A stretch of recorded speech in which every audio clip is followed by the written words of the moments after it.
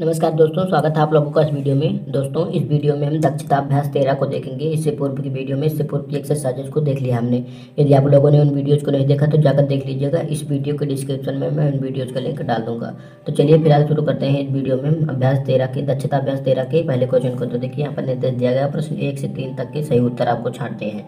तो पहले में कहा गया पार्श्वचित्र में ओ वृत्त का केंद्र है। यहाँ पर आप देख सकते हैं OM जो है लंब है AB पर। आप देख सकते हैं OM लंब है AB पर और AB बराबर आप लोगों को यहाँ से यहाँ तक की पूरी दूरी आपको 10 सेंटीमीटर दिया गया है। OM बराबर आप लोगों को ये वाली जो दूरी है 4 सेंटीमीटर। मैं यहाँ पर लिख देता हूँ, आप लोग ना लिखिएगा किताब पर, आप अपने अभ्यास पुस्तिका में लिखिएगा। देखिएगा, ये पूरी दूरी आपको 10 सेंटीमीटर दी गई है। तो आपको पता है कि वृत्त मतलब वृत्त के केंद्र से जीवा पर डाला गया लंब इसको समद्विभाजित करता है। तो ये 5 होगा और ये भी 5 होगा, हमने बता दिया है आप लोगों को। आगे दिया गया है तो त्रिज्या ज्ञात कीजिए, ये वाली आप लोगों को ज्ञात करने को कहा है। अब देखिए, ये आपको पता है, ये पता है तो आपको पता है कि पाइथागोरस प्रमेय की सहायता से आप ज्ञात कर सकते हैं कि कर्ण का होल स्क्वायर बराबर होगा आधार के स्क्वायर प्लस के लंब के स्क्वायर। तो कर्ण का होल स्क्वायर यहाँ पर क्या, कर्ण क्या है, यहाँ पर आप देख सकते हैं AO है। तो AO बराबर है कर्ण का होल स्क्वायर बराबर होगा आधार क्या है, यहाँ पर आप देख सकते हैं AM आधार है, कितना दिया गया है 5 सेंटीमीटर। तो 5 का होल स्क्वायर और प्लस का लंब कितना दिया गया है, लंब OM है तो आपको 4 सेंटीमीटर दिया गया है। तो 4 का होल स्क्वायर हो जाएगा। अब देखिए, AO का होल स्क्वायर कितने के बराबर हो जाएगा, 5 25 हो जाएगा, 4 चौको 16 आप लोगों को मिल जाएगा। तो AO का होल स्क्वायर बराबर कितना मिल जाएगा, जोड़ेंगे तो कितना मिल जाएगा, 41 मिल जाएगा। तो AO बराबर आपको कितना मिल जाएगा, अंडर रूट में 41 मिल जाएगा। अब 41 को आप रूट से निकाल नहीं सकते हैं, और निकालेंगे तो विकल्प आप में नहीं दिया गया है। तो देखिए, अंडर रूट 41 आपको ये दिया गया है, तो यही विकल्प आपका सही हो जाएगा। देखते हैं दूसरे नंबर के क्वेश्चन को। तो दूसरे नंबर के क्वेश्चन में आप लोगों को क्या कहा गया है, पार्श्वचित्र में 13.42 में यदि A बराबर 80 अंश दिया गया है, यहाँ पर आप देख सकते हैं B बराबर 85 अंश आपको दिया गया है, तो D का मान आपको ज्ञात करना है।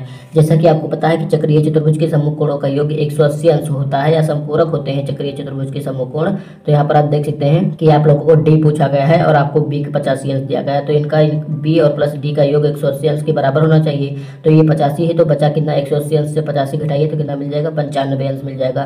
तो 95 अंश ये आपको चौथे में दिया गया है, तो ये सही हो जाएगा। अब देखते हैं हम तीसरे नंबर के क्वेश्चन को। तो तीसरे नंबर के क्वेश्चन में आप देख सकते हैं आपको क्या दिया गया है, पार्श्वचित्र इतना में O वृत्त का केंद्र है।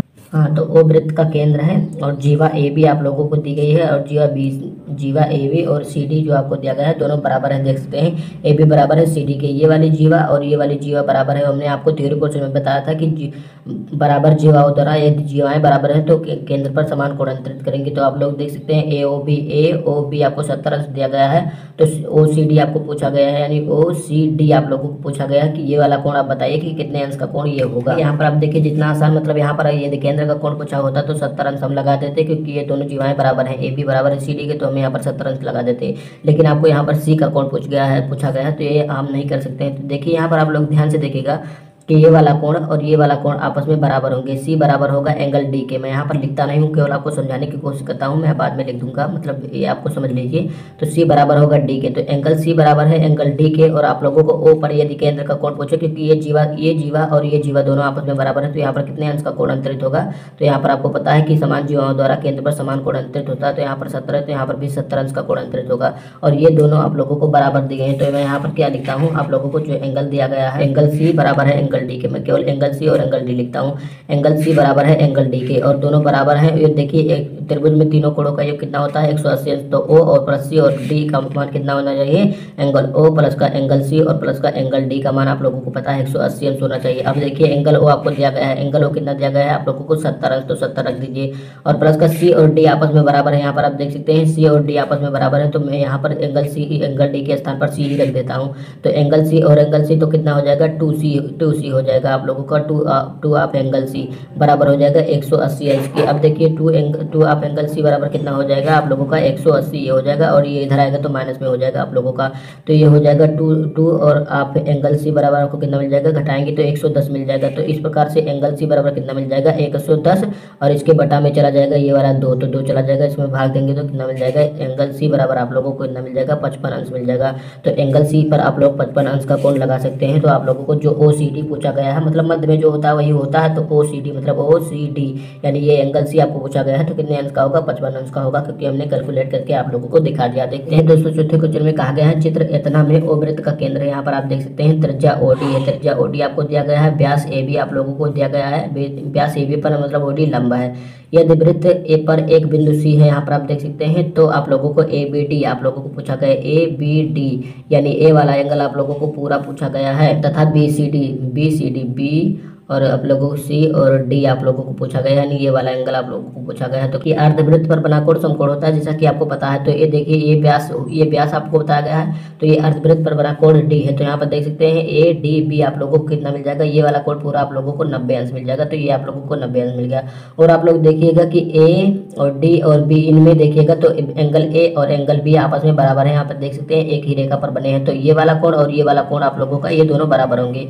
तो देखिए एक ये 90 अंश का मिल गया। आपको पता है कि त्रिभुज के तीनों कोणों का योग 180 अंश के होता है। तो एंगल A प्लस का एंगल D एंगल और एंगल B तीनों का योग 180 अंश का होगा, और एंगल A बराबर है एंगल B के। तो दोनों के ये इसको मान लेता हूँ मैं, A मान लेता हूँ, 2A बराबर आप लोगों को कितना मिल जाएगा?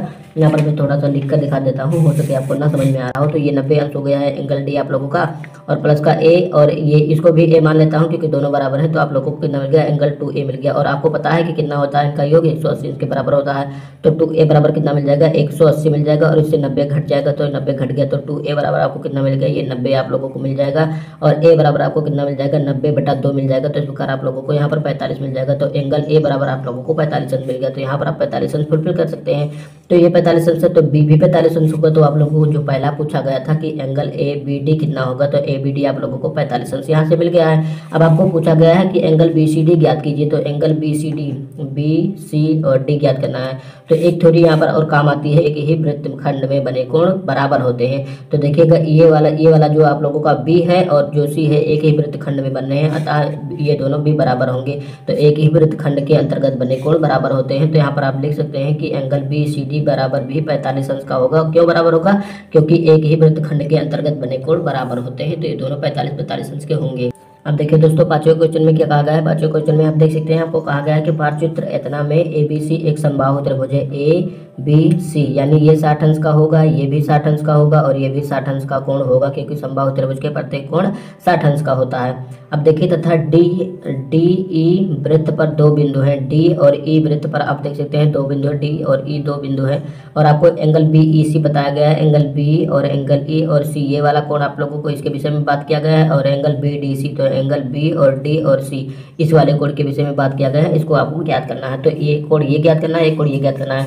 अब आपको पता है कि चक्रीय चतुर्भुज के सम्मुख कोणों का योग 180 अंश होता है। तो एक चक्रीय चतुर्भुज जिसमें मैं आपको दिखा देता हूँ BEC और ABEC, यहाँ पर आप देख रहे होंगे ये चक्रीय चतुर्भुज है। और आप यहाँ पर ये बात भी देख रहे होंगे कि A और E आप देख रहे होंगे कि सम्मुख कोण है, और आपको पता है कि चक्रीय चतुर्भुज के सम्मुख कोणों का योग 180 अंश के बराबर होता है। तो यहाँ पर मैं 180 अंश के बराबर कर देता हूँ। तो एंगल A और प्लस का एंगल E, एंगल A और प्लस का एंगल E आप लोगों का जो होगा कितना होगा? संपूरक होंगे, यानी 180 अंश के बराबर होंगे। अब एंगल A आपको 60 अंश दे दिया गया है, और प्लस का एंगल E आप लोगों को नहीं दिया गया है। और एंगल E आप लोग क्या लिखेंगे? जो आप लोगों को यहाँ पर दिया गया है बीच में जो दिया गया है उसको लिख लेंगे। तो इस प्रकार से मैं इसको लिखता हूँ BEC बराबर 180 अंश के हो जाएगा। तो कितना मिल जाएगा आप लोगों को? BEC आप लोगों को कितना मिल जाएगा? 180 से यहाँ पर 60 घट जाएगा, क्योंकि उधर प्लस में इधर आएगा माइनस में हो जाएगा। तो एंगल BEC मैं यहाँ पर लिखता हूँ बराबर हो जाएगा, घटाएंगे तो 120 अंश मिल जाएगा। तो एंगल BEC आप लोगों को 120 अंश मिल गया। पहले क्वेश्चन का उत्तर हो गया। इसी में आप लोगों को एक कोण और पूछा गया है BDC। तो BDC कहते हैं ज्ञात करेंगे BDC, इस वाले कोण की बात की गई है। तो इसको कैसे मैं ज्ञात करूंगा? इस कोण के विषय में मैं आप लोगों को बता देता हूँ कि देखिए एक ही वृत्तखंड के कोण बराबर होते हैं। तो यहाँ पर देख रहे होंगे कि ये वाला कोण और ये वाला कोण दोनों एक ही वृत्तखंड के कोण है। तो इस प्रकार से एंगल B और D और C आप लोग देख सकते हैं, ये वाला कोण और ये वाला कोण एक ही वृत्तखंड के कोण है। तो यहाँ पर जो एंगल A पर बन रहा है वही कोण एंगल D पर भी बनेगा। तो यहाँ पर अब मैं लिख सकता हूँ, कितना लिख सकता हूँ मैं कि BA और BAC बराबर होगा BDC के, और दोनों बराबर होंगे 60 अंश के। ठीक है, तो ये कोण भी आपको कितना मिल जाएगा? BDC 60 अंश मिल जाएगा। आप देखते हैं छठवें क्वेश्चन को। हम देखिए छठवें में आपको कहा गया है इतना में वृत्त के अंतर्गत एक चक्रीय चतुर्भुज बनाया गया है। यहाँ पर आप देख सकते हैं नाम ABCD आपको दिया गया है, और विकर्ण AC और AC और BD आपको बताया गया है कि खींचे गए हैं। ACB आपको 45 अंश दिया गया है। यहाँ पर आप बी आपको 55 अंश दिया गया है और आप लोगों को ये BAC आपको कितना दिया गया है 45 अंश, BAC 45 अंश आपको दिया गया है और आप लोगों को ज्ञात करने को कहा है ADC, यानी A और D और C ये वाला पूरा कोण आप लोगों को ज्ञात करने को कहा है कि कैसे ज्ञात करेंगे। तो देखिएगा मैं आप लोगों को इसको हल करके दिखाता हूँ। जैसा कि हमें आपको पूर्व में बताया है कि एक ही वृत्तखंड के कोण बराबर होते हैं, तो एक ही वृत्तखंड के कौन कौन से कोण हैं, तो यहाँ पर आप देख सकते हैं एंगल D और एंगल C एक ही वृत्तखंड के कोण है, अतः ये वाला एंगल और ये वाला एंगल दोनों एक ही वृत्तखंड के कोण है। तो मैं यहाँ पर लिख देता हूँ कि एंगल ADB बराबर होगा, तो देख सकते हैं यहाँ पर हमने लिख दिया है कि एंगल D और एंगल B, यहाँ पर बीच वाला मध्य वाला केवल देखिएगा ADB और ACD दोनों बराबर होंगे 55 अंश के, क्योंकि ये वाला और ये वाला एक ही वृत्तखंड के कोण है तो दोनों बराबर होंगे। इसी प्रकार से यहाँ पर एंगल D और एंगल A भी बराबर होंगे कि एंगल D और एंगल A आप लोगों का ये भी बराबर होगा, कितना होगा 45 अंश के होगा, क्योंकि ये भी एक ही वृत्तखंड के कोण है। तो यहाँ पर आप देख सकते हैं दोनों बराबर होंगे। अब आपको पूछा क्या गया है, ADC पूछा गया, तो मैं यहाँ पर लिखता हूँ कि एंगल ADC किसके बराबर होगा, तो मैं यहाँ पर लिख देता हूँ ADC बराबर होगा एंगल ADB और प्लस का एंगल BDC के। ठीक है, क्यों बराबर होगा, आप यहाँ पर देख सकते हैं कि एंगल ADC किसके बराबर होगा, एंगल ADC, यानी ये पूरा वाला एंगल किसके बराबर होगा, एक बार हमने लिखा है एंगल AD और B, यहाँ पर आप देख सकते हैं ADB हमने यहाँ पर लिखा है, B और D और C ये वाला इतना एंगल लिखा है, तो दोनों को जोड़ देंगे तो पूरा आप लोगों को मिल जाएगा। तो यहाँ पर आप लोगों को दोनों मिल चुका है। एंगल ADB कितना मिला है आप लोगों को, ADB यहाँ पर देख सकते हैं 55 अंश की है, और एंगल BDC कितना मिला है, एंगल BDC आप देख सकते हैं ये वाला 45 अंश है, तो दोनों को जोड़ेंगे तो एंगल आप लोगों को ADC मिल जाएगा जो आपको पूछा गया है। तो दोनों जोड़ लीजिए, एंगल ADC बराबर कितना हो जाएगा, दोनों को 5 5 10 की शून्य हासिल आ जाएगा, 1 5 4 9 1 10 के शून्य हासिल कुछ नहीं आएगा, तो ADC आप लोगों को 100 अंश मिल जा रहा है। तो एंगल ADC पूछा गया था, तो एंगल ADC आप लोगों का 100 अंश के बराबर हो जाएगा। देखते हैं अगले क्वेश्चन। 10 सेंटीमीटर त्रिज्या वाले एक वृत्त की जीवा 16 सेंटीमीटर लंबी है, केंद्र से जीवा की दूरी ज्ञात कीजिए। तो यहाँ पर आप देखिए क्या कहा गया है 10 सेंटीमीटर, तो मान लीजिए मैं एक वृत्त बना लेता हूँ, इसकी जीवा मतलब जो त्रिज्या आपको दी गई है 10 सेंटीमीटर, तो यही तो त्रिज्या होती है, तो O और A इसको मान लेता हूँ मैं 10 सेंटीमीटर मान लेता हूँ, क्योंकि त्रिज्या आपको बताई गई है। अब देखिए आपको क्या बताया गया है, आगे बताया गया है एक जीवा 16 सेंटीमीटर लंबी है, तो ये देखिए हमने बना दिया है, ये आप लोगों की त्रिज्या है, जैसा कि आप पता है आपको ये त्रिज्या है 10 सेंटीमीटर आपको दी गई है, और जीवा की लंबाई यहाँ से यहाँ तक पूरी आपको 16 सेंटीमीटर दी गई है। तो यहाँ पर देखिए ये वाला आप लोगों को पूछा गया है, क्या पूछा गया है, ये लंबा आप लोगों को पूछा गया है कि ये लंबा आप लोग बताइए केंद्र से जीवा की दूरी, तो केंद्र से जीवा की दूरी कितनी होगी, यहाँ से यहाँ तक की दूरी आपको पूछा गया है, तो इसको मैं बिंदु मान लेता हूँ M। यही आप लोगों को पूछा गया, पूरा 16 सेंटीमीटर दिया गया है, जैसा कि आपको पता है कि वृत्त के केंद्र से जीवा पर डाला गया लंब इसको समद्विभाजित करता है, तो पूरा 16 सेंटीमीटर है, तो ये 8 होगा, ये भी 8 होगा, तो ये 8 है, ये 10 है, ये आप लोग को पता कर सकते हैं क्योंकि पाइथागोरस प्रमेय हमारे पास है। पाइथागोरस प्रमेय के अनुसार कर्ण का होल स्क्वायर, कर्ण आपको क्या दिया गया है, AO दिया गया है, AO बराबर कितना दिया गया है 10 सेंटीमीटर, तो इसका होल स्क्वायर बराबर आधार कितना दिया गया है AM दिया गया है, A दूरी 8 सेंटीमीटर दिया गया है, और प्लस का M का होल स्क्वायर यानी OM का होल स्क्वायर आप लोगों के पास हो जाएगा। 10 का होल स्क्वायर 100 होता है, बराबर 8 का 64 होता है, बराबर प्लस का हो जाएगा कितना OM का होल स्क्वायर के बराबर, तो 100 हो जाएगा, और माइनस का 64 आप लोगों का हो जाएगा बराबर OM के होल स्क्वायर के, इसको घटाएंगे तो आप लोगों को 36 मिल जाएगा, बराबर हो जाएगा OM के होल स्क्वायर के, तो अंडर रूट में 36 हो जाएगा, और ये बराबर आएगा आपका OM के केवल। तो इस प्रकार से आप लोगों को प्लस माइनस का 6 मिल जाएगा, बराबर हो जाएगा OM के, लेकिन आपको पता है कि दूरी कभी ऋणात्मक नहीं होती, तो 6 आप लोगों को मिल जाएगा प्लस का केवल बराबर OM के। तो OM की लंबाई यानी लंब की लंबाई आपको 6 सेंटीमीटर मिल गई, तो 6 सेंटीमीटर आप यहाँ पर फुलफिल कर सकते हैं। फुलफिल क्या करना है आप लोगों को उत्तर देना था, तो 6 सेंटीमीटर हम यहाँ पर हम लिख देते हैं। अब देखिए दोस्तों 8वें में कहा गया है एक वृत्त की एक जीवा की लंबाई उसकी त्रिज्या के बराबर, जीवा और त्रिज्या दोनों बराबर बताया गया है। जीवा द्वारा केंद्र पर बने कोण का मान बताइए, तो केंद्र पर बने कोण का मान आप लोगों को बताना है। तो यहाँ पर आप देखिए आपको क्या बताया गया है, मैं एक वृत्त यहाँ पर खींच लेता हूँ, तो एक वृत्त जैसा कि हमने खींच लिया, आपको बताया गया कि जीवा की लंबाई जो है त्रिज्या के बराबर है, यानी त्रिज्या क्या होती है, यहाँ से इसको यदि मिला दिया जाए तो ये त्रिज्या हो जाएगी, इसको A माना इसको O। अब देखिए आपको एक जीवा बताई गई कि जो त्रिज्या की ही बराबर हो, तो मान लीजिए इसको हमने खींचा तो ये त्रिज्या के बराबर ही आप लोग मान लीजिएगा, यदि ये 5 सेंटीमीटर है तो ये भी 5 सेंटीमीटर होगी, तो इसको माना मैंने B। अब देखिए इसको भी ये मैं मिला देता हूँ, क्योंकि AO और OB आप लोगों को जो दिया गया है ये दोनों त्रिज्याएं हैं, क्योंकि इसको देखिए केंद्र से हमने परिधि को मिला है, दोनों त्रिज्याएं होंगी। अब आपको पूछा गया है कि तीनों भुजाएं यदि बराबर हो तो यहाँ पर अंतरित कोण कितना होगा, तो जैसा कि आपको पता है कि जब तीनों भुजाएं बराबर होती हैं तो असमबाहु त्रिभुज होता है, असमबाहु त्रिभुज द्वारा निर्मित कोण 60 अंश का होता है। तो इस प्रकार से यहाँ पर कितने अंश का कोण निर्मित होगा, यहाँ पर 60 अंश का कोण निर्मित होगा, तो यहाँ पर आप 60 का और यहाँ पर भी 60 का और यहाँ पर भी 60 अंश का कोण निर्मित होगा। तो यहाँ पर आप लोगों को जो पूछा गया था कि केंद्र पर कितने अंश का कोण अंतरित होगा, तो 60 अंश का कोण अंतरित होगा। आप देखते हैं अगले क्वेश्चन को। देखिए 9वें क्वेश्चन में क्या कहा गया आप लोगों को, 2.5 सेंटीमीटर त्रिज्या का एक वृत्त खींचिए, इस वृत्त के केंद्र से 0.7 सेंटीमीटर की दूरी पर एक जीवा खींचिए। खींचिए। इस जीवा की लंबाई नाप कर ज्ञात कीजिए और गणना द्वारा उत्तर की जांच आप लोगों को भी करना है। आप लोगों को जीवा की लंबाई पूछी गई है, पूरी जीवा की लंबाई पूछी गई होगी तो हम दूना कर देंगे तो आप लोगों को पूरी जीवा की लंबाई मिल जाएगी।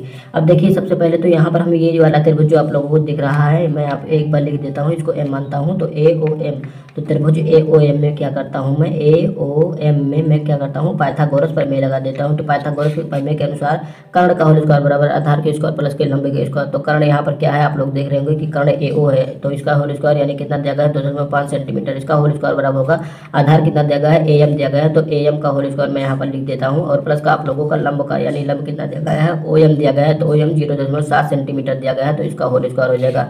अब 2.5 का कितना हो जाएगा, 6.25, इसका वर्ग करेंगे तो आप लोगों को मिलेगा। तो ए एम का होल स्क्वायर और 7 का करेंगे तो 0. आप लोगों को कितना मिल जाएगा, 4.9 मिल जाएगा, लगभग 0.49 मिल जाएगा आप लोगों को ये।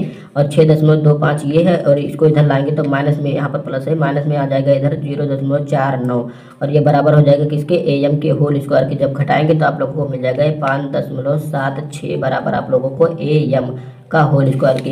अब ये अंडर रूट में 5.7 से आप लोगों का आ जाएगा और बराबर हो जाएगा केवल ए एम के। अब देखिए इसको निकालेंगे बाहर तो प्लस माइनस का आप लोगों को 2.4 मिल जाएगा, बराबर होगा ए एम के। तो आप लोगों को प्लस का केवल मिलेगा 2.4 बराबर ए एम के, क्योंकि दूरी ऋणात्मक नहीं हो सकती है। तो इस प्रकार से आप लोगों को ए एम मिल गया यहाँ से लेकर यहाँ तक की दूरी।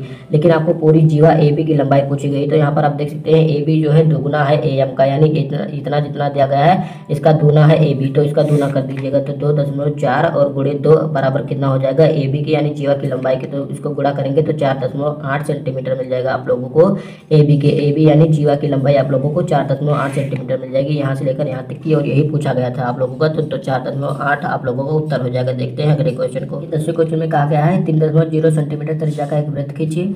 इस वृत्त की दो जीवाएं ए बी और सी डी खींचिए, जिसमें ए बी बराबर सी डी यानी दोनों जीवाएं 3 सेंटीमीटर के बराबर है। प्रत्येक जीवा द्वारा केंद्र पर बने कोण को नापिए, क्या दोनों कोण बराबर हैं। देखिए इस चित्र को हमने यहाँ पर बना लिया है जो आप लोगों को इसमें दिया गया था।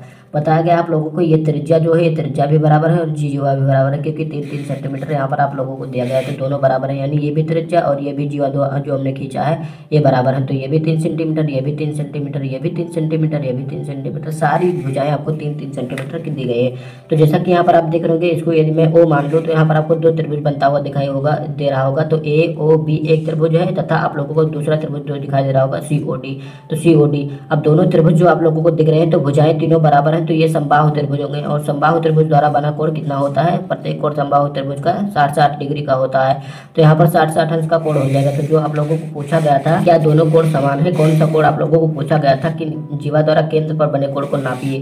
तो यहाँ पर केंद्र पर बने कोण की बात की गई है, तो केंद्र पर बना कोण यानी ये वाला कोण और ये वाला कोण आप लोगों को दोनों पता करना है। तो दोनों कोण आप लोगों को कितना हो जाएगा, ये भी 60 अंश का होगा, ये भी 60 अंश का होगा। क्यों होगा, क्योंकि ये दोनों त्रिभुज जो है समबाहु त्रिभुज है, तीनों भुजाएं इनकी बराबर है। और समबाहु त्रिभुज द्वारा बना कोण जो होता है प्रत्येक कोण 60-60 डिग्री का होता है। यहाँ पर भी, यहाँ पर भी और यहाँ पर भी, यहाँ पर भी 60-60 अंश का कोण बनेगा। तो यहाँ पर आप लिख सकते हैं कि हाँ भुजा ये जो है दोनों कोण बराबर होंगे। कितने कितने अंश के होंगे, 60-60 अंश के होंगे दोनों कोण। अब देखते हैं अगले क्वेश्चन को। देखिए 11 नंबर क्वेश्चन में कहा गया है निम्नांकित आकृति में पी क्यू आर 100 अंश आपको ये दिया गया है, देख सकते हैं। जहाँ पी क्यू तथा आर ओ केंद्र वाला यहाँ पर एक क्या दिया गया है, इस वृत्त पर स्थित बिंदु है। यहाँ पर आप देख सकते हैं वृत्त पर स्थित है ओ पी आर, यानी ओ पी आर ये वाला कोण आप लोगों को पूछा गया है कि कितने अंश का कोण ये होगा। तो यहाँ पर आप बता सकते हैं कि ओ पी आर कितना होगा। अब देखिएगा थोड़ा सा यहाँ पर ध्यान से देखिएगा कि क्या होता है। अब देखिए जो परिधि पर बना कोण होता है वो आधा होता है केंद्र पर बने कोण के, या इस प्रकार से कह लीजिए कि केंद्र पर बना कोण जो होता है वो परिधि पर बने कोण का दोगुना होता है। तो यहाँ पर यदि 100 अंश का कोण बनना है तो यहाँ पर 200 अंश का कोण बनना चाहिए, क्योंकि यहाँ पर परिधि पर बना कोण जो होता है वो आधा होता है केंद्र पर बने कोण के।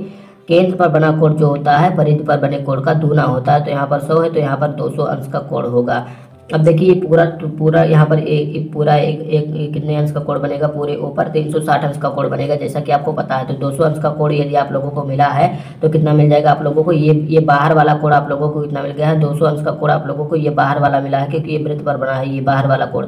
अभी आप लोगों को ये वाला कोण पता करना है, तो ये वाला कोण कितना हो जाएगा आप लोगों को 200 अंश। तो ये बाहर वाला मिल गया आप लोगों को, तो कैसे पता करेंगे, तो टोटल 360 अंश का कोण बनता है, 200 अंश मिल गया, इसको घटा दीजिए तो आप लोगों को ये वाला कोण मिल जाएगा। तो घटाएंगे तो कितना मिल जाएगा 160 अंश का कोण आप देख रहे होंगे, तो ये ऊपर वाला कोण आप लोगों को 160 अंश का मिल जाएगा। तो ऊपर वाला कोण आपको 160 अंश मिल गया। अब आपको पता है कि त्रिभुज के तीनों कोणों का योग 180 अंशों का होता है। तो यहाँ पर मैं एक त्रिभुज लिख लेता हूँ POR। तो त्रिभुज POR में मैं क्या करूँगा, यहाँ पर देखिएगा कि ये वाली रेखा जो सीधी आप देख रहे होंगे, इसी पर P भी बना है और इसी पर R भी बना है। तो इस प्रकार से एंगल P और एंगल R बराबर होंगे आपस में। एंगल P और R आप लोग आपस में बराबर होंगे, जैसा कि देख सकते हैं एक ही रेखा पर बन रहे हैं, तो ये दोनों बराबर होने चाहिए। तो यहाँ पर देखिए एंगल P और एंगल O और प्लस का एंगल R मैं यहाँ पर लिखता हूँ, तीनों 180 अंश के बराबर होने चाहिए। अब देखिए एंगल P और R दोनों बराबर हैं आपस में, तो यहाँ पर एंगल P के स्थान पर P ही रहने देता हूँ। O आप लोगों को देखिए हमने ज्ञात किया है 160 अंश मिल गया, तो यहाँ पर प्लस में 160 लिखूंगा। और R क्या होगा, P के बराबर है, तो मैं यहाँ पर P ही लिख लेता हूँ। एक बार फिर से बराबर हो जाएगा 180 अंश के। देखिए P और P 2P हो जाएगा, तो 2P 2 आप एंगल P बराबर 180 हो जाएगा, और ये इधर जाएगा तो माइनस में 160 हो जाएगा, तो घटा दिया। तो 2 आप एंगल P आप लोगों को कितना मिल जाएगा, ये मिल जाएगा एक, जब घटाएंगे तो आप लोगों को 20 अंश मिल जाएगा। तो एंगल P आप लोगों को कितना मिल जाएगा, ये मिल जाएगा 20, और बटा 2 इसको काटेंगे तो आप लोगों को 10 अंश मिल जाएगा। तो मैं यहाँ पर लिखता हूँ कि एंगल P बराबर आप लोगों को कितना मिल गया, 10 अंश मिल गया। और जो आप लोगों को यहाँ पर दिया गया था कि एंगल OP और R, तो ये आप लोगों को 10 अंश मिल जाएगा। क्यों?